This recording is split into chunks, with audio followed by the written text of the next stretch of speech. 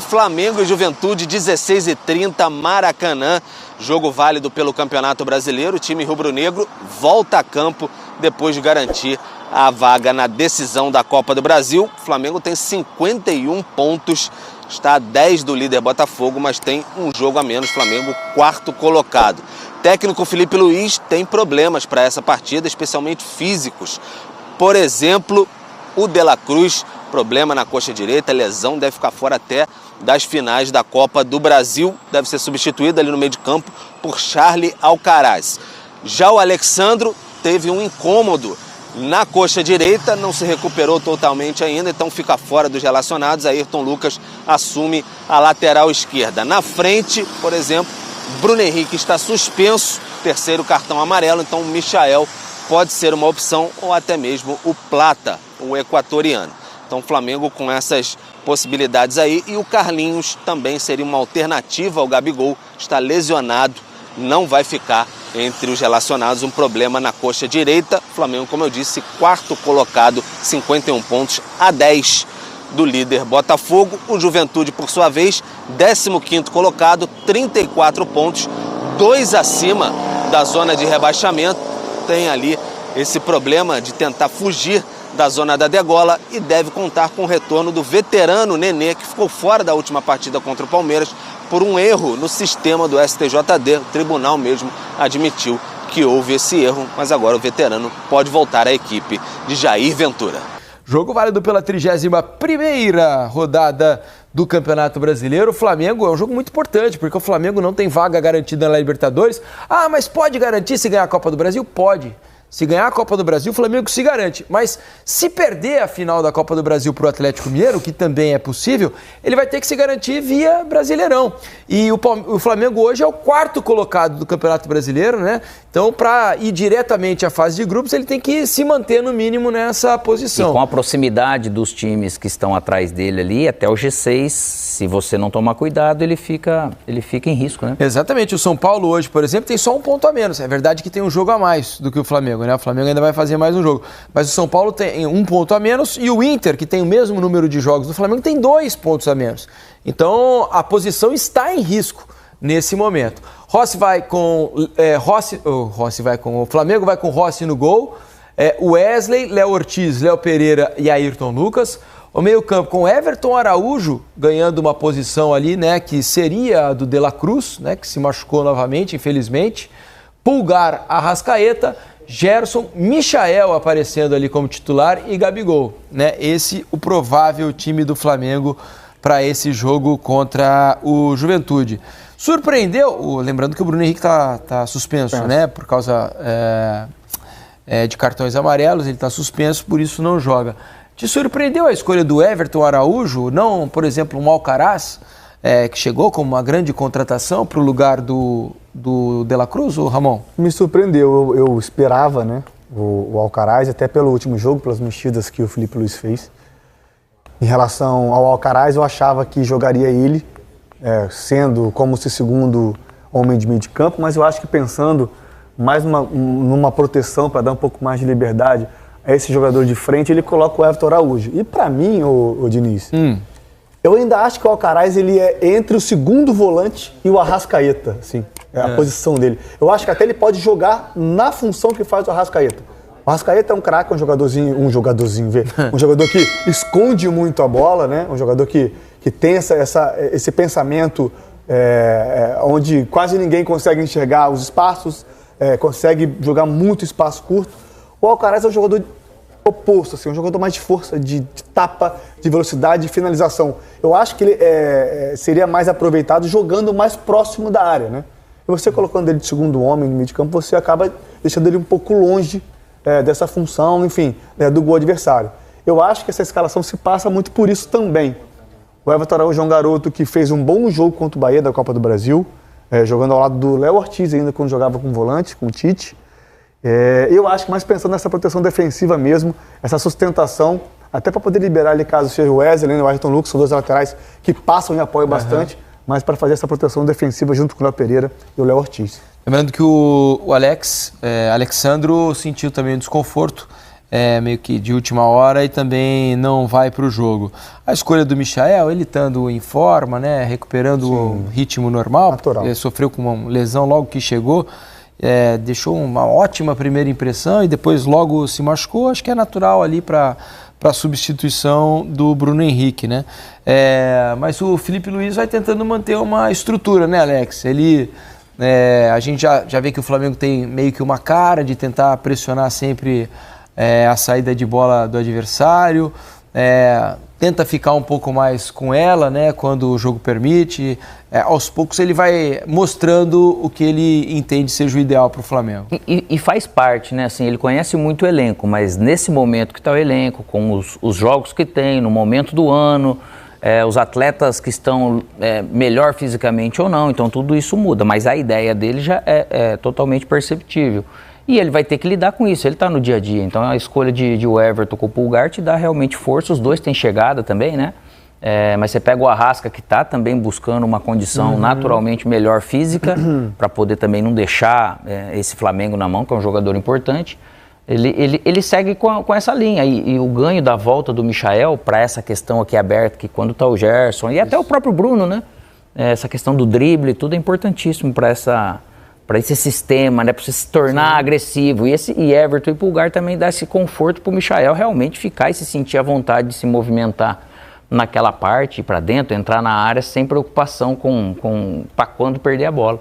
A notícia ruim é que o De La Cruz deve ficar mesmo um mês, pelo menos, aí fora do time, né? Ou seja, quase que acabou a temporada pro De La Cruz devido a essa lesão muscular, então vai ficar fora aí por um bom tempo ainda. Não participará, por exemplo, das decisões da Copa do Brasil, que no momento é o que interessa para o Flamengo, assim, né? Em termos de título, é a única possibilidade vencer a Copa do Brasil e vai contar com esse desfalque do De La Cruz. E ele continua apostando no Gabigol. Acho que não vai mexer nisso, né? Acho que ele vai com o Gabigol aparentemente até o fim aí para tentar recuperar, reacender a chama do Gabigol, fazer com que ele volte a render, porque até agora a opção por dar uma sequência ao Gabigol ainda não se mostrou eficaz, assim, porque o Gabigol não conseguiu melhorar muito ainda o seu jogo mesmo, né, Ramon? Tá faltando entrar um pouco ainda em ritmo aí. Acho que pela falta de opção também, de não ter um jogador ali, de um reserva imediato para jogar ali, ou um jogador que pode disputar essa vaga com o Gabriel. A gente sabe o potencial que tem o Gabriel, o quão foi difícil 2024 para ele, pela questão do doping, pela questão de não ter tanta minutagem que ele esperava ter com o Tite. Mas realmente o Gabriel não está desempenhando tecnicamente o que se espera dele, mesmo com essa sequência curta ainda de jogos. Mas, assim, como eu falei, com a falta de opção, ele tem que manter o Gabriel. Porque o Gabriel é um jogador que tem estrela, né? Ele é iluminado em momentos assim, decisivos, ele pode ajudar o Flamengo em jogos assim. Jogador diferente, cara. Jogador diferente, ele precisa disso que ele está tendo. Saber que ele vai ter tempo para jogar, sem falar, de repente, se você não foi bem no primeiro tempo, você vai sair, né? Isso é ruim pro atleta, né, cara? Certeza que essa sequência vai fazer bem para ele. E o Flamengo vai pegar um adversário que caiu bastante nos últimos jogos, né? O Juventude já está colado ali na zona do rebaixamento, são 2 pontos de diferença para o Corinthians, que é o 17º colocado nesse momento. O Juventude tem 34, o Corinthians tem 32. Então é preciso reagir, né? Voltar a vencer. Claro que não é fácil, né? O jogo contra o Flamengo, ainda mais jogando no Maracanã, mas esse é o que tem pela frente. Então precisa pontuar. E o Jair Ventura vai colocar o provável time que a gente vai ver aí na tela para vocês, ó. Com o Gabriel no gol, João Lucas, Danilo Boza, Zé Marcos e Alan Ruschel, Ronaldo, o Oyama, Mandaka ou Nenê, Everton ou Marcelinho, Gilberto e Edson Carioca. Esse o provável Juventude. O Gilberto voltando, né? Cumpriu suspensão na última rodada. O Jadson, que talvez seja o pilar do time, né? O principal jogador do Juventude na temporada, tá fora pelo 3º cartão amarelo. E o principal atacante, né? Que é o Lucas Barbosa, está fazendo um ótimo campeonato brasileiro, também não joga por causa de uma entorse no tornozelo. Então, são alguns desfalques, né? Principalmente do Jadson e do Lucas, muitos sentidos, né, para esse Juventude que não está vivendo um grande momento. E tem o retorno do Nenê, que não jogou contra o Palmeiras por aquela questão, daquela pendência que tinha, né? Se não me engano, no site da CBF, né? Uma coisa em relação à suspensão, algo do BID, tipo. né? Exato. pode ter esse retorno. Mas contra o Palmeiras foi um Juventude que assim, não se intimidou, marcou pressão no Palmeiras, mas ficou muito exposto atrás, muito desorganizado em alguns momentos. Assim, quando o Palmeiras conseguia trocar passe no campo defensivo, que o Juventude saltava para pressionar o jogo do Palmeiras, se desorganizava demais atrás. Aí você desorganiza com o Veiga, Felipe Anderson e Estevão, você acaba sofrendo muito contra-ataque, né? Então ficou muito exposto, né? A ver a maneira amanhã que o Jair Ventura vai preparar o time, se ele vai continuar dessa maneira, porque ficar exposto também com o Flamengo, jogando em casa, com contra-ataque com o Michael, com o Wesley pelo lado direito, com a Arrascaeta e Gerson por dentro, né? Enfim, é muito perigoso. Amanhã, também às 4h30 da tarde...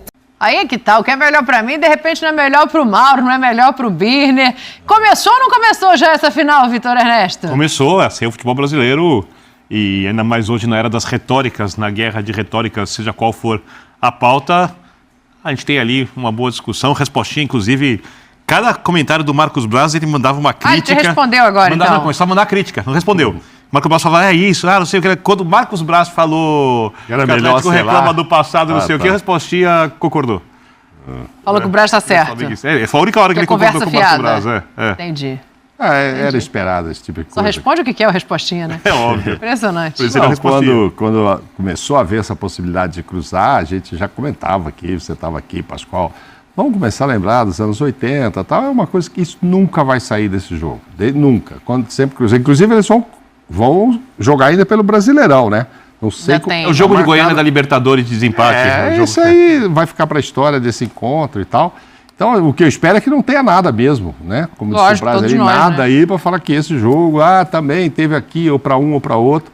E vai ter, o jogo entre eles do dia... Está marcado para o dia 13, né? Vamos ver. Aí, 13/11, meio de semana. Dia 11 tem seleção, começa, quem vai estar mais desfalcado ou menos, ou os dois.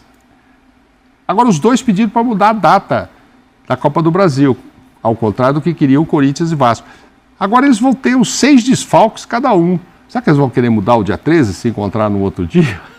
Não, mas aí não tem como mexer na tabela do brasileiro, né? Se mexer para um, tem que mexer para todo mundo. Então, mas enfim.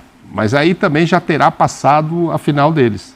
Sim, é na sequência. Aí tem um jogo 3, logo na sequência. 10 e 13. Aí devem jogar os dois desfalcados, porque já deverão ceder muitos jogadores para seleções, né? Porque eles têm muitos estrangeiros também, não se trata só de jogador brasileiro. Mas, é isso aí que se esperava. A gente, pro intervalo, tem favorito para essa final? Um pouquinho, 49-51 para o Atlético, porque decide em casa, viu, Braz? Ao contrário do que você pensa, eu acho que levar para lá, para o Mineirão, passa a ser uma vantagem, sim. Em que pese a gente ter visto agora, essa semana, que quem jogou em casa já decidiu. Atlético meteu 3 no River e o Botafogo meteu 5 também, já né, vai, né? Hein? 49-51 não é muro, né? Você quer que eu dê 5% a mais para o Atlético? Deixa chegar lá, tá longe ainda. Tem, Birner, ou não? Não consigo imaginar nenhuma vantagem. Não consegue ainda, tá longe, né? Só 3 de novembro. Tá bom, vou poupar vocês. Não vai ter vantagem. Não, pertinho vai ter, se sentar aqui vai ter que dar placar. Aí é Dani-cracia e pera. Tudo bem, rodou o placar. Aposta no empate. Vou fazer os 2 jogos.